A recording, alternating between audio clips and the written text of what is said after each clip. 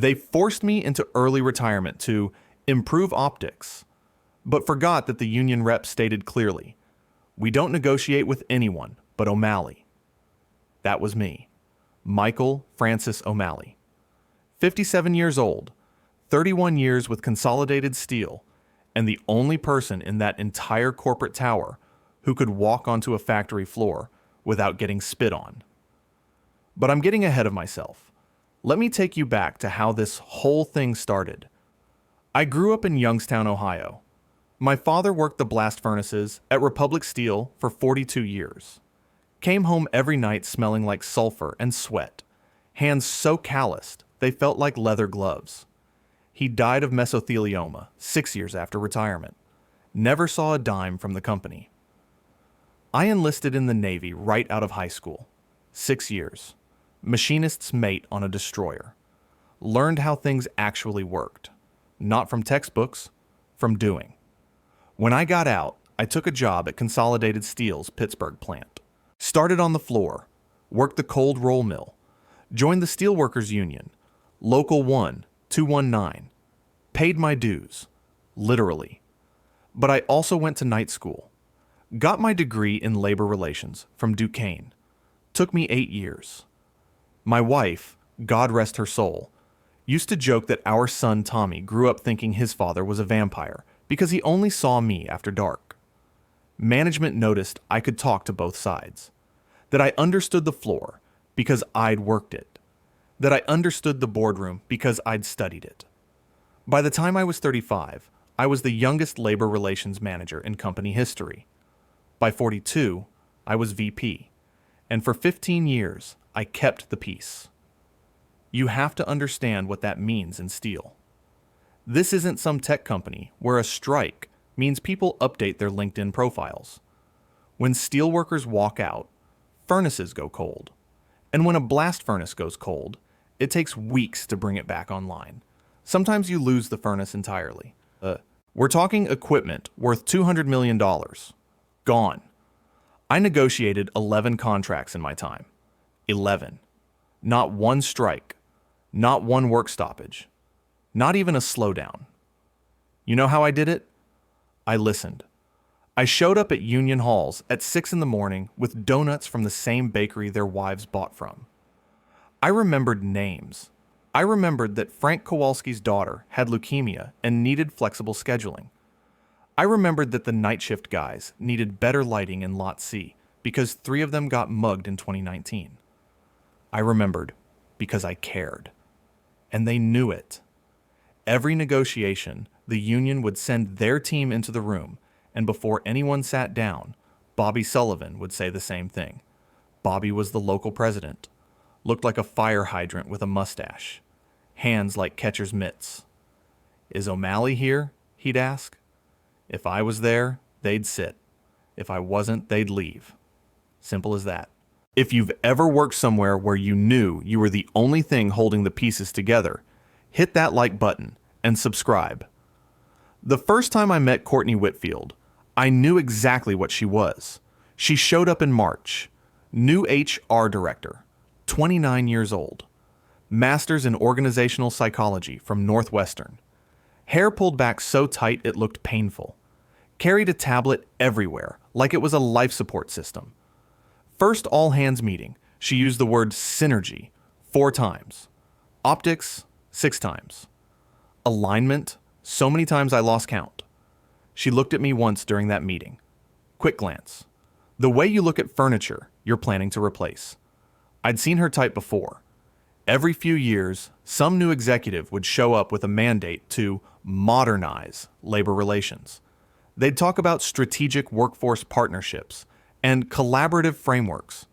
They'd last about 18 months before reality hit them in the teeth. But Courtney was different. She had the CEO's ear. Apparently, they'd gone to the same business school. Different years, but same network, same language. And she had a vision. I heard about it before she told me.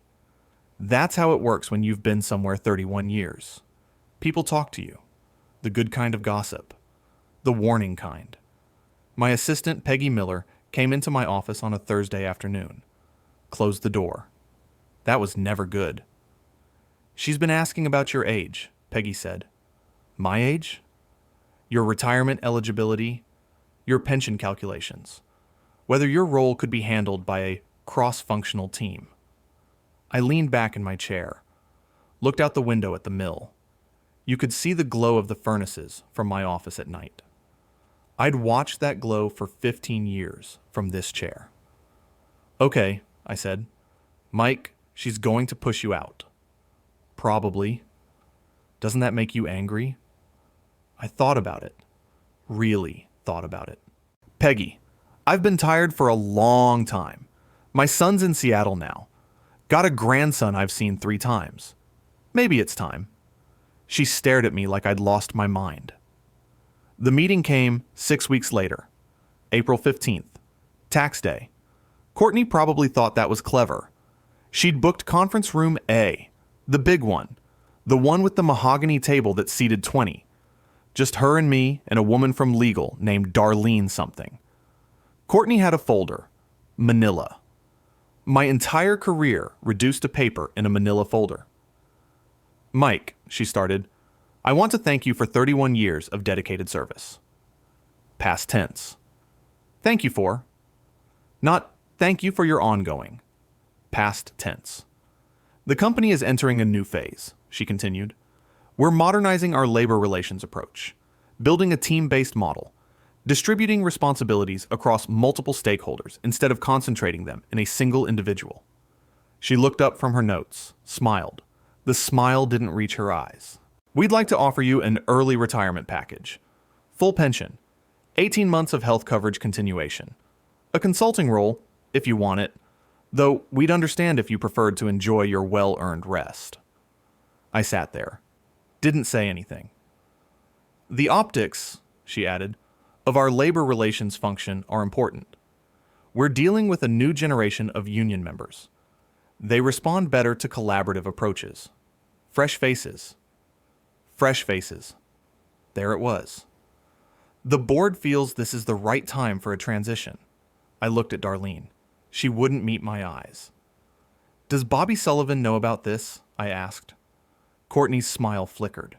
Just for a second. We'll be reaching out to union leadership next week to introduce the new team structure. Before or after I'm gone? Mike, this is a business decision, not personal. I'd heard that before. It was always personal. Decisions were made by people, and people had feelings, and feelings were personal. Anyone who said, it's not personal, was either lying or too stupid to understand their own motivations. When? I asked. We'd like you to clear out by Friday. The retirement package paperwork needs your signature today. Darlene has it. I looked at the folder, looked at Courtney, looked at the window behind her, where I could just see the edge of the parking lot. Okay, I said. Courtney blinked. Okay? I'll sign the papers. She recovered fast, smiled again. I'm glad we could handle this professionally. I've heard so many stories about transitions getting ugly. I'm sure you have. She slid the folder across the table. Darlene produced a pen. I signed where they told me to sign, initialed where they told me to initial, and when I was done, I stood up, nodded once, and walked out.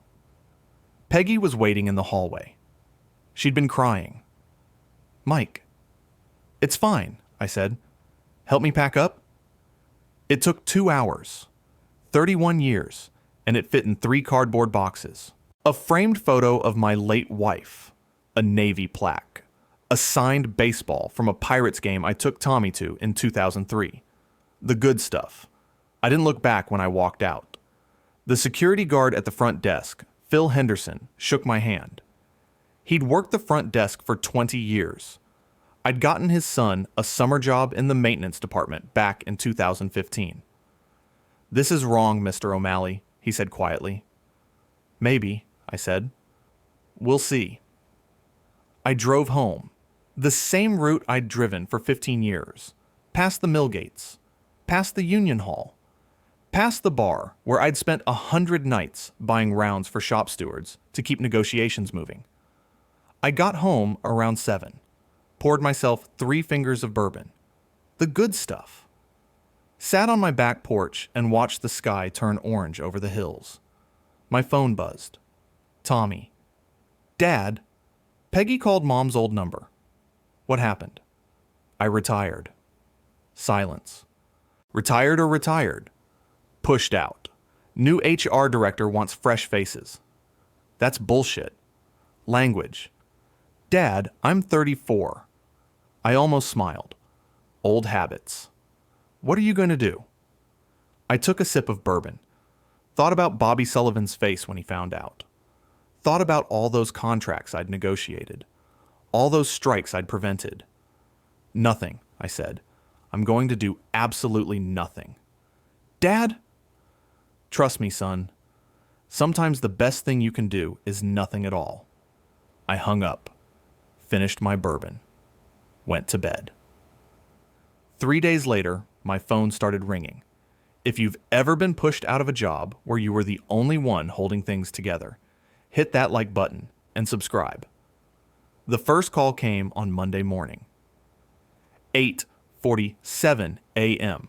I was sitting on my back porch with a cup of black coffee, watching a cardinal hop around the bird feeder my wife had put up 12 years ago.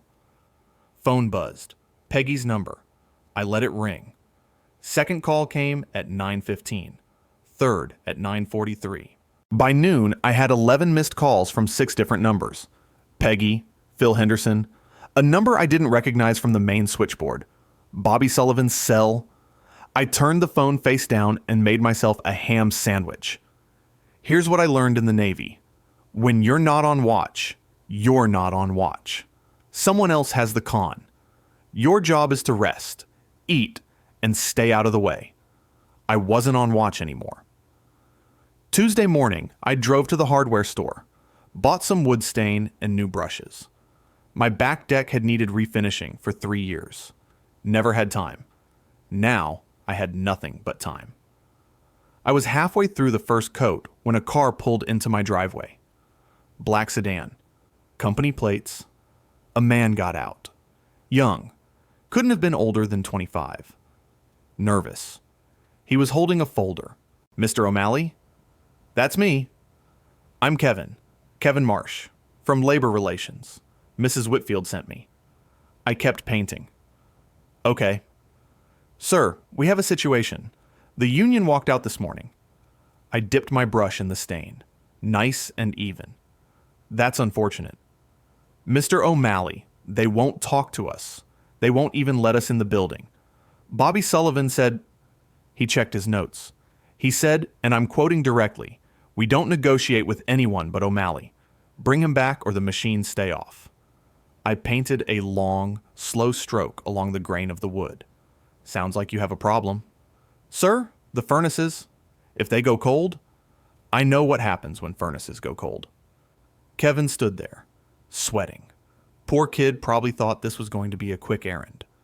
Drive out to the old man's house. Explain the situation. Bring him back like a retired gunslinger. Ms. Whitfield would like to discuss a consulting arrangement, a temporary return to help smooth the transition. I set down my brush, stood up, looked at Kevin directly for the first time. Tell Ms. Whitfield I appreciate the offer, but I'm retired. Mr. O'Malley. I signed papers, Kevin. I cleared out my office. I shook Phil Henderson's hand on my way out the door. I'm retired. But the company needs... The company made a decision. Decisions have consequences. I picked up my brush again. You can see yourself out. Kevin stood there for another 30 seconds. Then he got back in his car and drove away. I finished the first coat by sunset. Wednesday. The news broke. I didn't have to look for it. Tommy called me at 6 a.m. Pacific time, which meant he'd been up all night. Dad, it's on CNBC. Consolidated Steelworkers strike. Stocks down 8% in pre-market. That so? The crawl says losses estimated at $3 million per day. $3 million. That was about right. I'd calculated those numbers myself, years ago. Used them in board presentations to explain why labor peace was worth whatever it cost. A single day of strike wiped out more than my entire department's annual budget. Dad, are you okay? I'm fine, son. Slept great. You're not going to do anything? I'm going to finish staining my deck. Then I might go fishing. Henderson told me the base are biting at Keystone Lake. Silence. You're really just going to let it burn? I'm not letting anything do anything. I'm retired. I don't work there anymore. What happens there isn't my concern. That doesn't sound like you. Maybe you never knew me as well as you thought. That wasn't fair. I heard it as soon as I said it. I'm sorry, Tommy. I didn't mean that. It's okay, Dad. I spent 31 years putting that company ahead of everything. Ahead of your mother when she was sick. Ahead of your baseball games. Ahead of being a father and a husband. And when I wasn't useful anymore, they pushed me out in 6 weeks with a manila folder and a fake smile. I took a breath. So no, I'm not going to save them. They made their bed. Thursday, the calls started coming from numbers I didn't recognize. Reporters, probably. I let them all go to voicemail. Peggy texted me. It's chaos here.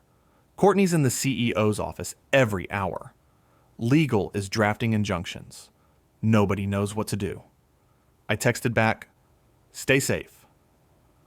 Friday morning, I was at the diner on Route 30. Vinyl booths, old waitresses, coffee that tasted like it had been sitting since 1987. My kind of place. I was working on my second cup when the bell over the door jingled and Bobby Sullivan walked in. He looked like he always looked. Fire hydrant with a mustache. Today he was wearing a steelworker's jacket and a pirate's cap. He spotted me, nodded, and slid into the booth across from me. Mike. Bobby. The waitress came over. Bobby ordered coffee, black, and a slice of cherry pie. Heard you retired, he said. That's right. Funny timing. Wasn't my choice. Bobby nodded slowly. That's what I figured. That new one, Whitfield, she came to the Union Hall Monday morning. Had 2 kids with her who looked like they'd never seen a factory floor in their lives. Started talking about collaborative frameworks and strategic partnerships. Sounds about right. I stopped her about 30 seconds in. Asked where you were. She said you'd transitioned to a new phase. I asked what the hell that meant. She said you'd retired. Bobby's pie arrived. He took a bite. Chewed slowly. I've known you 22 years, Mike. You didn't retire. You got pushed. Does it matter? It matters to me. It matters to my guys. He pointed his fork at me. You remember Frank Kowalski? His daughter. Sarah, leukemia. She okay? She's in remission. Frank talks about you every Christmas party. Says you're the reason he could take her to treatments without losing his job. I didn't say anything. And Tommy Garcia. You remember him? Night shift. Parking lot lights. Got them installed within a month. Tommy says you're the only suit who ever gave a damn about whether we got home safe. Bobby finished his pie. Pushed the plate aside. My guys don't trust the company, Mike. They never have. But they trusted you. And when you were gone and some 29-year-old with a tablet started talking about stakeholder alignment, they knew. They knew the company had decided the old ways didn't matter anymore. Bobby, I can't. I'm not asking you to come back. I know better than that. He stood up, dropped a 10 on the table.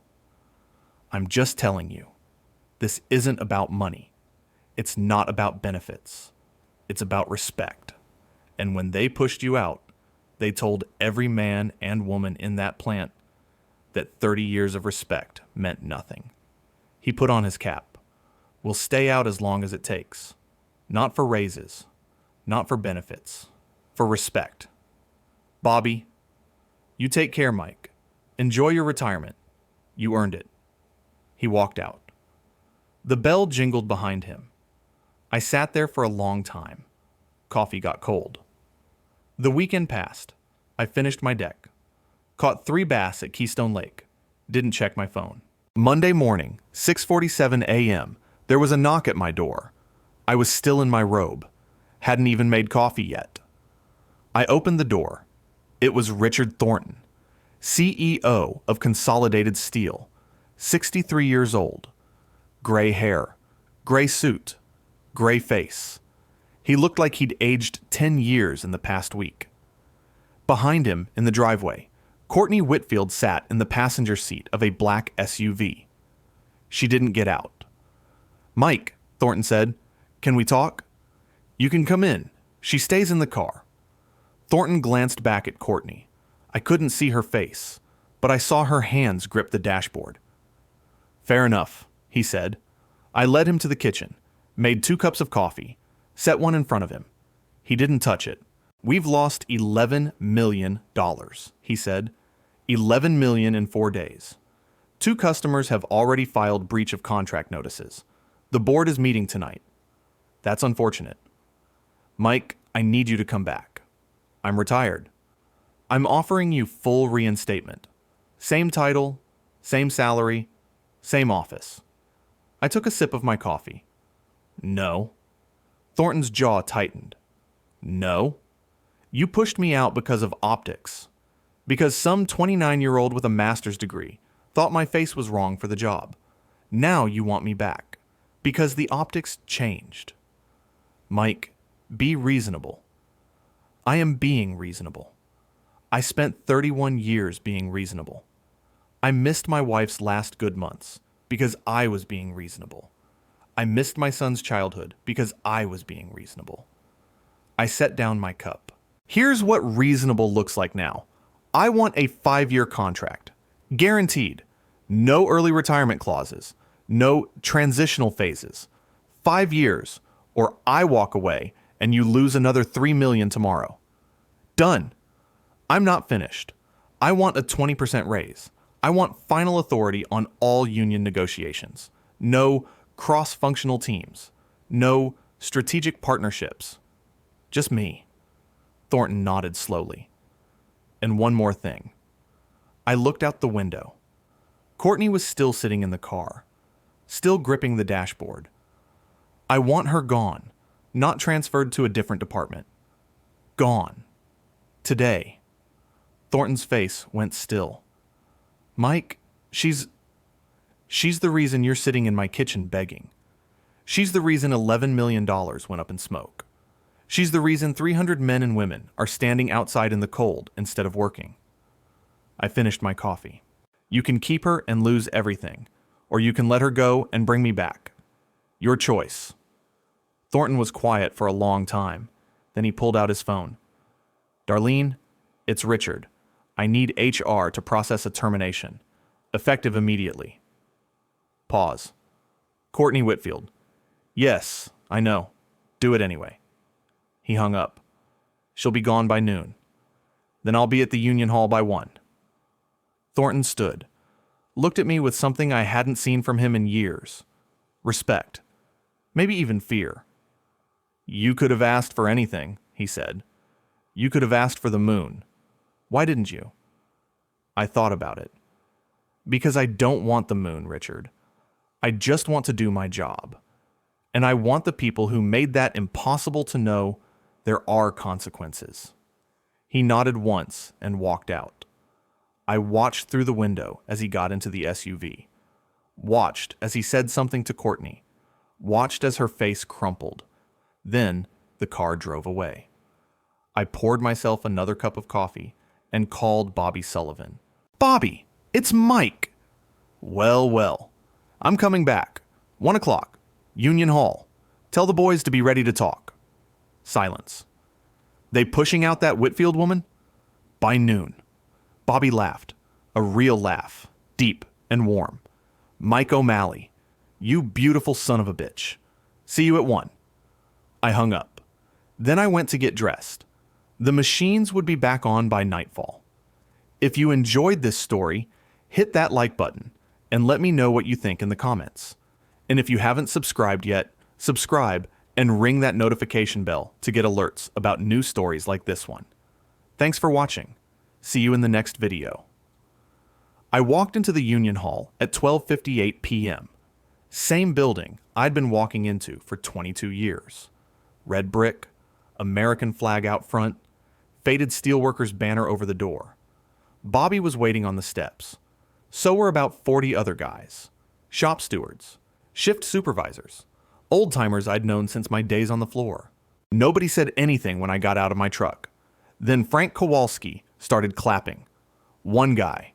Slow clap. Then another joined. Then another. By the time I reached the steps, all 40 of them were applauding. Some of them were cheering. Tommy Garcia, the night shift guy who'd pushed for the parking lot lights, was wiping his eyes. I held up my hand. They went quiet. "Let's get back to work," I said. That was it. That was all I needed to say. Bobby led me inside. The negotiating room hadn't changed. Same long table. Same coffee maker that had been there since 1994. Same photo of the 1959 strike on the wall. "What do you need from us?" Bobby asked. Same contract we were working on before. 3% annual raise. Enhanced safety protocols. The pension adjustment for guys who started before 2008. That's what we asked for 6 months ago. I know. It was a fair ask then. It's a fair ask now. Bobby looked at me for a long moment. What about the new woman? The Whitfield one?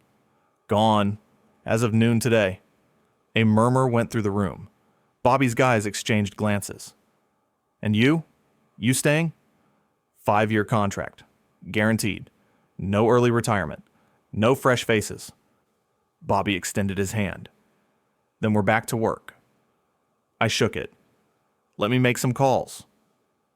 By 3:15 p.m., the first shift was back on the floor. By 6 p.m., the furnaces were coming back up to temperature. By Thursday, we'd signed the new contract. Everything the union had asked for. Everything that had been on the table before Courtney Whitfield decided she knew better than 31 years of institutional knowledge. The board meeting that night was interesting. I wasn't there, but Peggy told me about it later.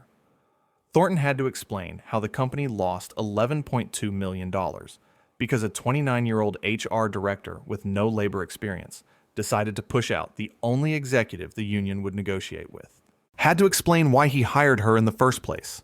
Had to explain why he didn't stop her. 2 board members called for his resignation.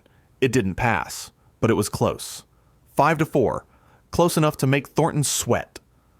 Courtney, I heard, was escorted out of the building at 11:47 a.m., 13 minutes before the deadline I'd set. Security walked her to her car with a box of her things.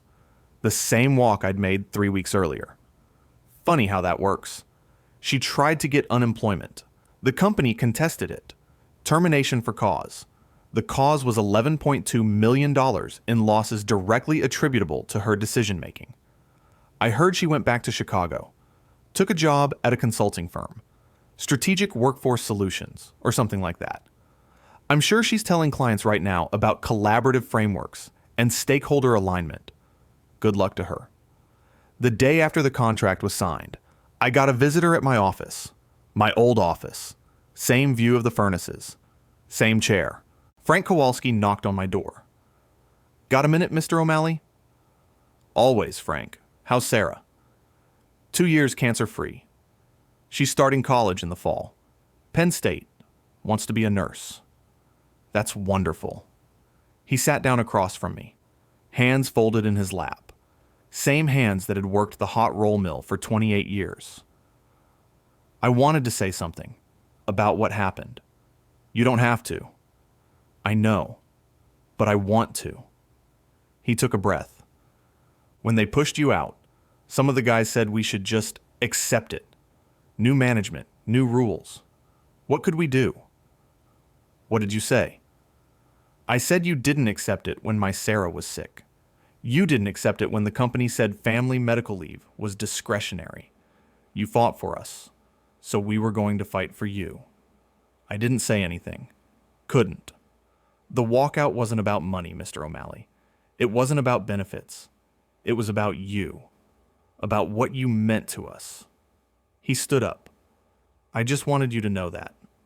He left. I sat there for a while, looked out the window at the glow of the furnaces. 3 months later, Tommy flew in from Seattle with my grandson. First time the boy had seen a steel mill.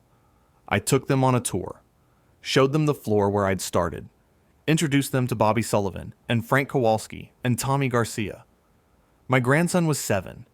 He looked up at the massive ladles pouring molten steel, and his eyes went wide. "Grandpa, is this where you work?" "This is where I work." "Is it hard?" I thought about the question. Really thought about it. "The work isn't hard. Knowing when to stand your ground. That's the hard part." He didn't understand. He wouldn't. Not for years. But someday he might.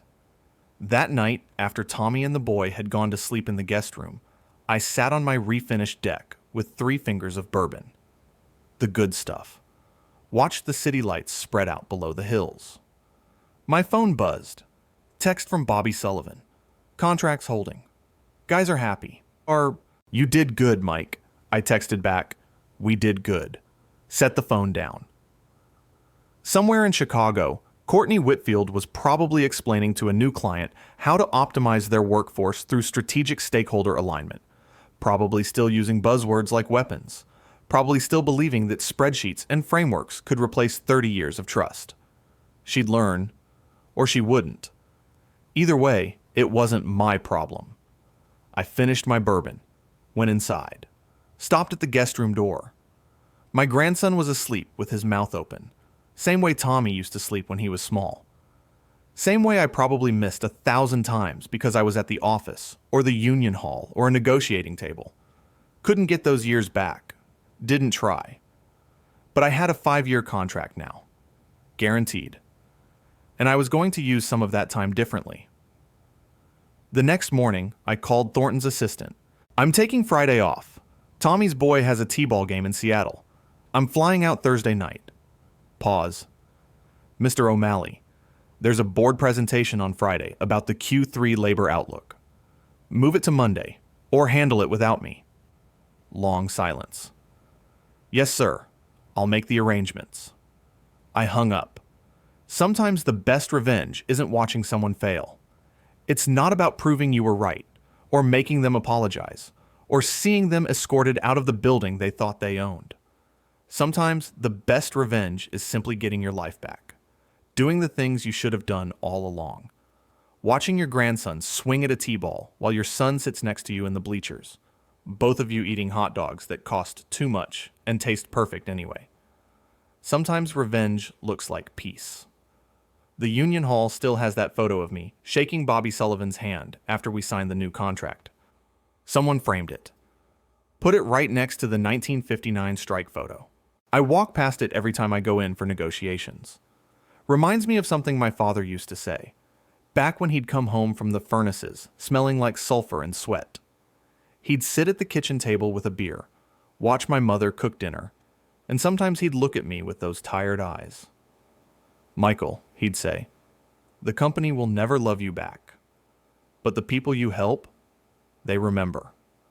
Long after the company forgets your name, the people remember."